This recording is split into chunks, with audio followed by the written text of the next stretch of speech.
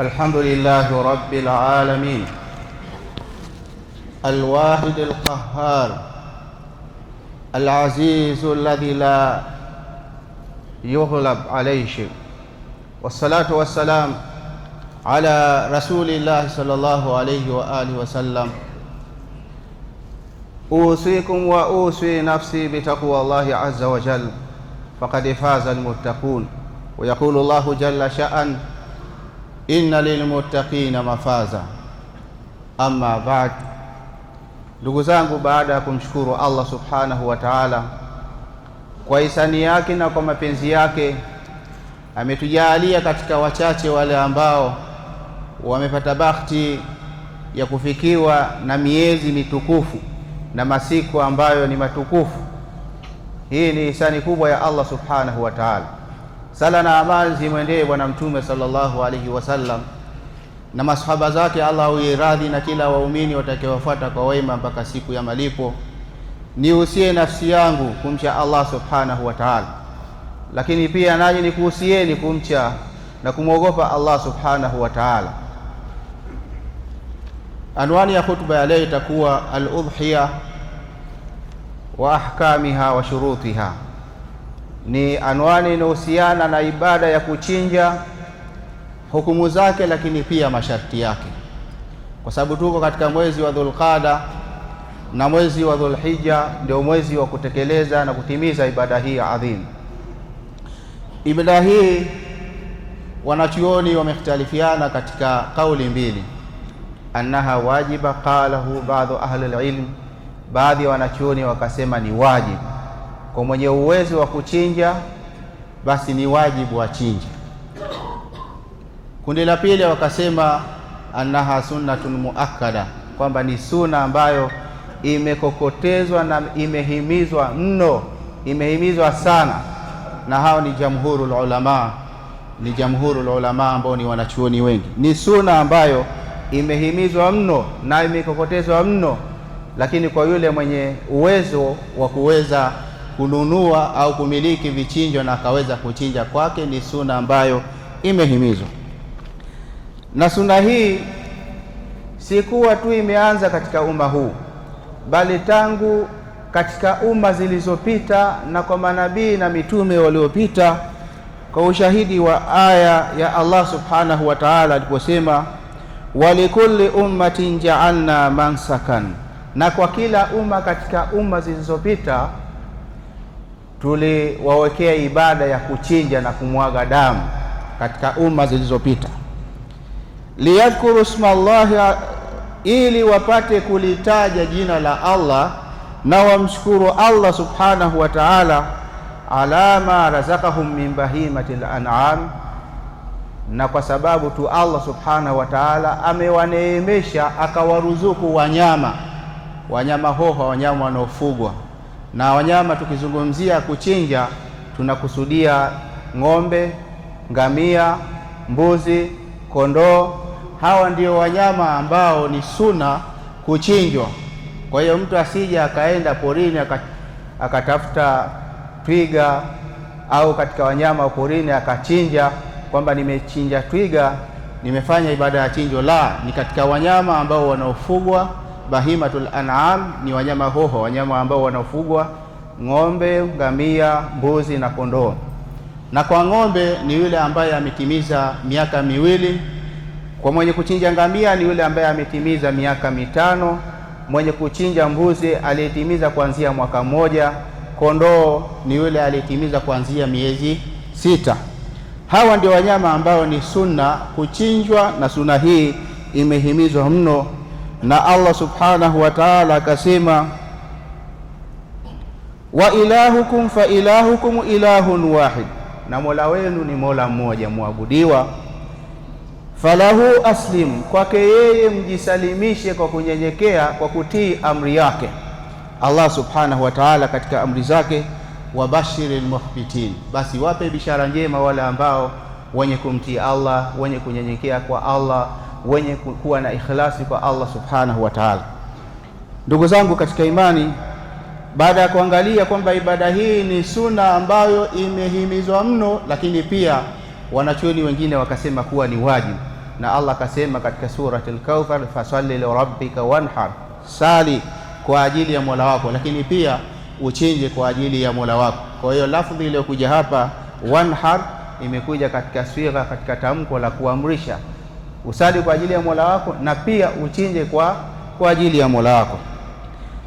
Kwa ajili hiyo basi, kwa mwenye uwezo wa kuchinja kwake ni sunna ambayo imehimizwa, lakini kwa mwenye kuwa na unyenyekevu na mwenye kutii amri ya Allah na kumtii Bwana Mtume sallallahu alayhi wa alihi wasallam. Ndugu zangu katika imani, ibada hii bila shaka ina maelekezo. Ni kwamba huwezi kuchinja tu kwa maana ya kuchinja tu, lazima kuna masharti na kuna hukumu zake. Miongoni katika masharti ya kuchinja, bulughu sinnul matluba, ni kwamba wanyama wao wamefikia kiwango cha miaka inayokusudiwa ambayo nimeitaja.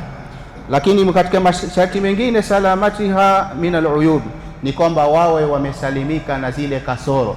Asiwe ni mnyama ambaye ni mgonjwa, anaonekana kabisa huyu amekonda, ni mgonjwa. Asiwe ni mwenye chongo, yani ana jicho bovu au macho mabovu, lakini asiwe anachechemea au ana kiguru, hawezi kutembea vizuri. Asiwe amekonda ambaye anaonekana hana nguvu na hana mafuta na hana supu, lakini asiwe ni mnyama ambaye amekatwa sikio au amekatwa pembe. Hii ni katika upande kwamba mnyama au amesalimika na zile kasoro. Lakini pia katika masharti mengine, hurmat bai'uha, ni haramu kuuza nyama ile ambayo inachinjwa kwa ajili ya kutekeleza ibada ya chinjo. Kwa hiyo ni haramu kuuza hata zile kwato zake, kuuza ngozi yake ni haramu. Ni kwamba labda utoe zawadi, utoe sadaka, hakiuzwi. Kwa hiyo yote ambaye anayepewa nyama ya chinjo akauza ni haramu, haiuzwi, na hadithi zimethibiti ameharamisha Bwana Mtume sallallahu alayhi wasallam. Hiyo ni moja katika masharti yake.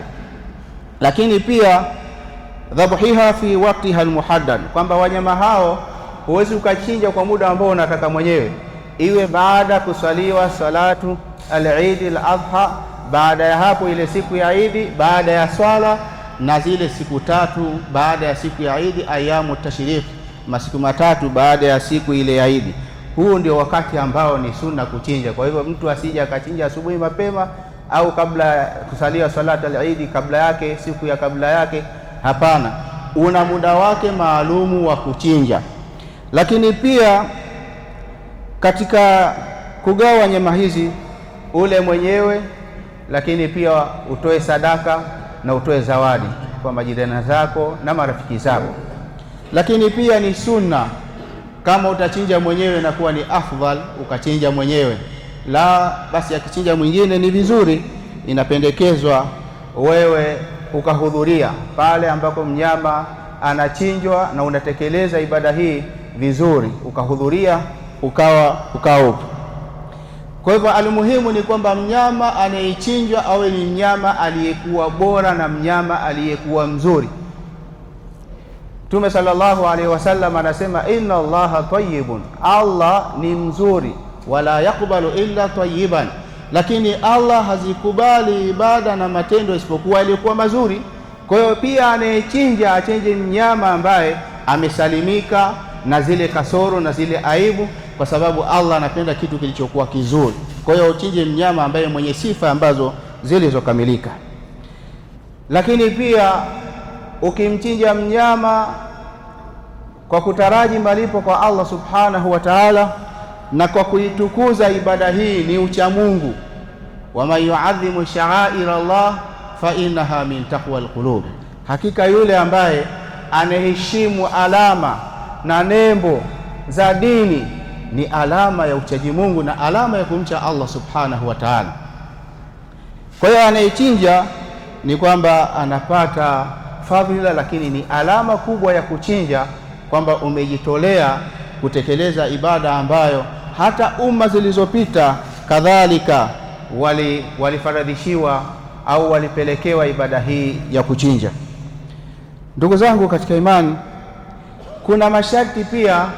Kuna yale mambo ambayo mtu anayekusudia, Muislamu ambaye anakusudia kuwa atachinja, kuna mambo ambayo yamekatazwa, ambayo anatakiwa ajizuie nayo asiyafanye.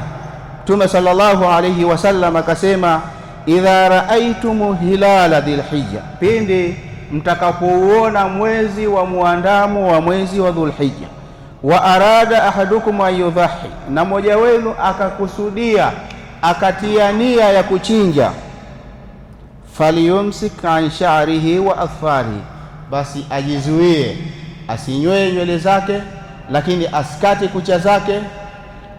Na wanachuoni wanasema ni kwamba unajifananisha na muhrim, yule mtu ambaye kakusudia ibada ya hija, katia nia ibada ya hija, tayari akishatia nia hiyo anaambiwa asinyoe nywele zake na asikate kucha zake. Na wewe pia unafananishwa na yule muhrim, kwamba ukitia nia pale mwezi Dhulhijja, ukiandama tu, basi usinyoe nywele zako, usipunguze nywele zako, lakini pia usikate kucha zako. Akhrajahu Muslim, hadithi hii amepokea Imamu Muslim. Wa fi riwayatin fala yamussa min sha'rihi wa basharatihi shay'an, asiguse chochote katika mwili wake, katika nywele zake, na wala asikate kucha zake. Haya ni mafundisho ya Bwana Mtume sallallahu alayhi wa alihi wasallam. Ud'u rabbakum. Alhamdulillahi rabbil alamin alladhi hadana lihadha wama kunna linahtadiya laula an hadana Allah. Yathamini na kuyaadhimisha masiku haya katika masiku ambayo yapo katika miezi mitakatifu, na mwezi huu wa Dhulqaada na mwezi unaofuata baada ya mwezi huu, mwezi wa Dhulhijja. Allah subhanahu wa ta'ala anaelezea faida ya kuchinja. Allah anapata nini?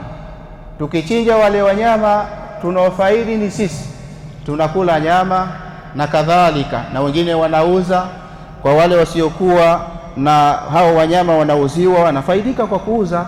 Lakini Allah subhanahu wa ta'ala anaelezea kwamba ibada hii kwa ujumla wake nini faida yake kwa Allah subhanahu wa ta'ala.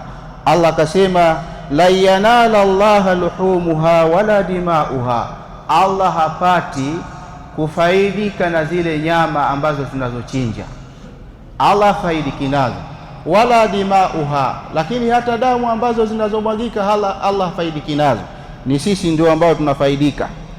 Allah anasema, walakin yanaluhu taqwa minkum, lakini Allah kinachomfikia ni ucha Mungu, alladhi yuqbalu minhu wa huwa ikhlasun al-abdi.